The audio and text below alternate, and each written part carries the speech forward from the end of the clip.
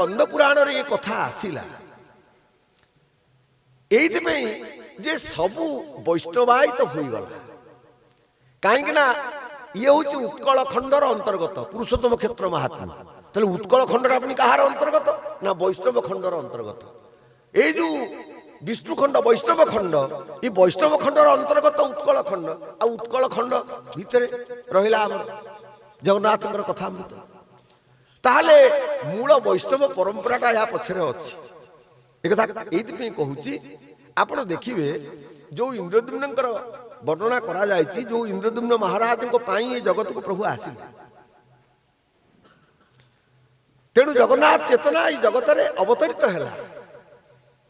କହିବାକୁ ଗଲେ ପ୍ରକୃତରେ ଚେତନାର ପ୍ରାକଟ୍ୟ ହେଉଛି ପ୍ରଥମ ସ୍କନ୍ଦ ପୁରାଣ କହୁଛନ୍ତି।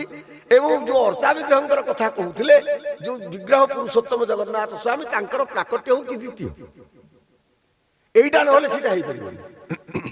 ଆପଣଙ୍କୁ ପୂଜ୍ୟ ମହାରାଜ କହୁଥିଲେ ମହିପ୍ରକାଶ ମଠାଧୀଶ ମହୋଦୟ ଯେ ସୂର୍ଯ୍ୟଦାସଙ୍କ ଭିତରେ ସବୁ ଦର୍ଶନ ହେଇଯାଉଛି।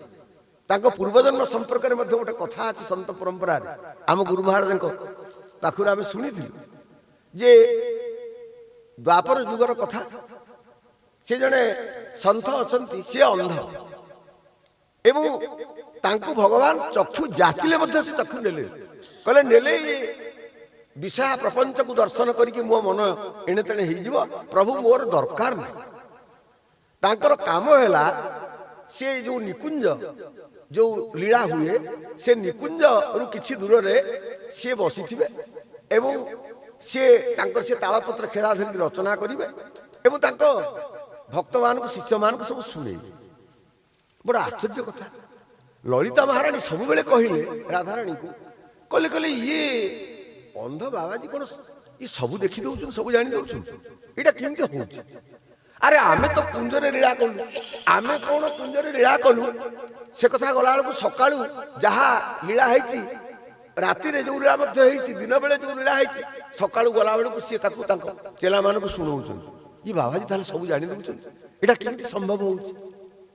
ଆପଣ ଦେଖିବେ ବ୍ରହ୍ମା ଯେତେବେଳେ କହିଲେ, ନାରଦ ଏବଂ ବାଲ୍ମୀକିଙ୍କର ସମ୍ବାଦ ହେଇଗଲା ରାମାୟଣରେ।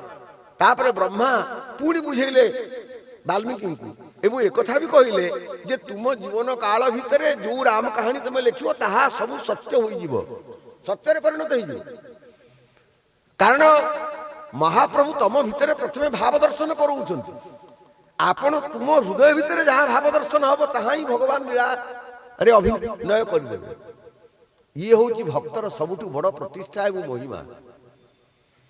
ବିନା ଭକ୍ତରେ ଭଗବାନଙ୍କର ପ୍ରତିଷ୍ଠା ହେଇପାରିବ।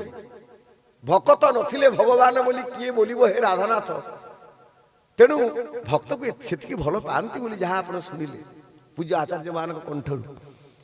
ଅତଏବ ଦିନେ ଲଳିତା ମହାରାଣୀ କହିଲେ, ଏମିତି ଗୋଟେ ଲୀଳା କର ରାଧାରାଣୀ ଯେମିତିକି ଇଏ ବାବାଜୀ ମୋଟେ ଜାଣିପାରିବନି ଏବଂ ତା ଚେଲାମାନଙ୍କୁ ଭକ୍ତମାନଙ୍କୁ ଶୁଣେଇ ପାରିବ। ସମସ୍ତ କୃଷ୍ଣ ଭକ୍ତିରେ ଅନୁପ୍ରାଣିତ। ସେଦିନ ରାଧାରାଣୀ କ'ଣ କଲେ, ବଡ଼ ବିଚିତ୍ର ଲୀଳା କଲେ। ସୁନ୍ଦର ଭାବରେ ଫୁଲ ବିଛା ହେଇଛି ଏବଂ ତା ଉପରେ ପରାଗ ମଧ୍ୟ ବିଛେଇ ଦିଆଯାଇଛି। ଭଗବାନ ରାଧାରାଣୀଙ୍କର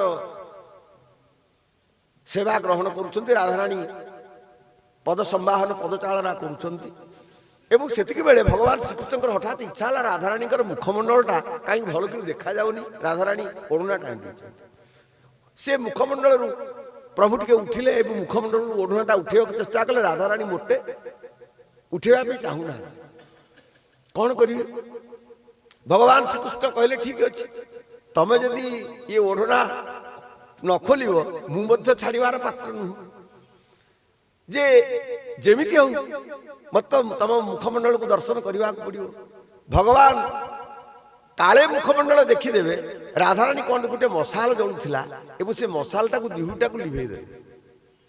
କହିଲେ ଆଉ ତ ପ୍ରଭୁ ଦେଖିପାରିବେ, ତେଣୁ ମୁଁ ଆଉ କାହିଁ ଓଢ଼ଣାଟାକୁ ଟାଣିବି।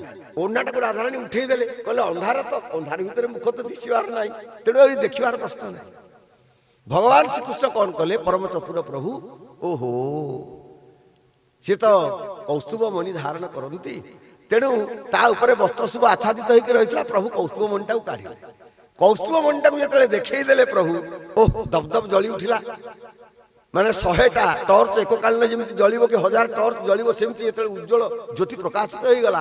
କାରଣ ପ୍ରଭୁଙ୍କର ବସ୍ତ୍ର ଭିତରେ ଆବୃତ ହେଇକି ଥିଲେ, ଯେତେବେଳେ ବାହାରି ଗଲେ ରାଧାରାଣୀଙ୍କର ମୁଖମଣ୍ଡଳ ଦିଶିଲେ। ରାଧାରାଣୀ କଣ କଲେ, ପ୍ରଭୁଙ୍କ ହାତରୁ ସେ କୌସ୍ତୁଭ ମଣିଟାକୁ ନେଲେ ଏବଂ ତାକୁ ଦୂରକୁ ପକେଇଦେଲେ। ଯେତେବେଳେ ଦୂରକୁ ପକେଇଦେଲେ ପ୍ରଭୁ କହିଲେ ହାଏ ସେ କୌସ୍ତୁଭ ହାର ଯେମିତି ହେଲେ ମୋ ହୃଦୟକୁ ଫେରି ଆସିବ। ନା ସେ ଫେରୁ ପଛକେ। ରାଧାରାଣୀ ଯେତେବେଳେ କୌସ୍ତୁଭ ହାରଟିକୁ ନେଇକି ଲୁଚେଇ ଦେଲେ, ତାପରେ ପ୍ରଭୁ କଣ କରିବେ? ରାଧାରାଣୀଙ୍କର ଜିଦ୍, ମୁଁ ମୁଖ ଦେଖେଇବି ନାହିଁ। ପ୍ରଭୁଙ୍କର ତ ଜିଦ୍, ମୁଁ ଯେମିତି ହେଲେ ତମ ମୁଖ ଦର୍ଶନ କରିବି। ତାହେଲେ କଣ ହବ? ଆଲୋକ କେମିତି ଆସିବ? ଆଲୋକ କେମିତି ଆସିବ? ତ ଭଗବାନ କହିଲେ ରାଧେ ପୂର୍ବ ପରି ତମେ ଆଉ ଟିକେ ମୋର ସେବା କର। ରାଧାରାଣୀ ଯେତେବେଳେ ଟିକେ ସେବା କଲେ, ପ୍ରଭୁ ତାଙ୍କ ପାଦଟାକୁ ଟିକେ ଚାପିଲେ, ଦବେଇଲେ। ପାଦଟାକୁ ଯେତେବେଳେ ଦବେଇଲେ, କୁର୍ମ ଚେଇଁକି ଉଠିଲେ। କୁର୍ମ ଭଗବାନ ପାତାଳ ଲୋକରେ।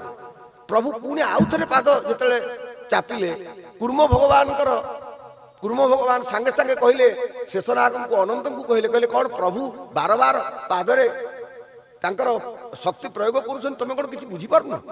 ଅନନ୍ତ କହିଲେ ଠିକ ଅଛି। ଅନନ୍ତ ସାଙ୍ଗେ ସାଙ୍ଗେ ଧ୍ୟାନସ୍ଥ ହେଇଗଲେ। ପ୍ରଭୁ କହିଲେ ଏବେ ବୁଝିଲ ନା? ହଁ ପ୍ରଭୁ ବୁଝିଗଲି। ଅନନ୍ତଙ୍କର ଯୋଉ ସହସ୍ର ଫଣାରେ ଯୋଉ ସହସ୍ର ମଣି ଥିଲା, ସେ ସହସ୍ର ମଣିକୁ ଅନନ୍ତ କଣ କଲେ? ପଠେଇଦେଲେ। ଯେତେବେଳେ ଗୋଟେ ସର୍ପ ମାଧ୍ୟମରେ ଯେତେବେଳେ ପଠେଇଦେଲେ, ସର୍ପ ସବୁ ଯାକ ମଣିକି ବିଛେଇ ଦେଲା। ବିଛେଇ ଦେଇକି ସର୍ପ ତାର ସେ ପଳେଇଲା। ଯେତେବେଳେ ସହସ୍ର ମଣି, ସାପର ମଣି, ସେ ମଣିର ଯୋଉ ଆଭା, ସେ ଦିବ୍ୟ ପ୍ରଭାରେ ରାଧାରାଣୀଙ୍କର ମୁଖମଣ୍ଡଳ ପୁଣି ଉକୁଟି ଉଠିଲା ଏବଂ ଭଗବାନ ଶ୍ରୀକୃଷ୍ଣ ଦର୍ଶନ କଲେ।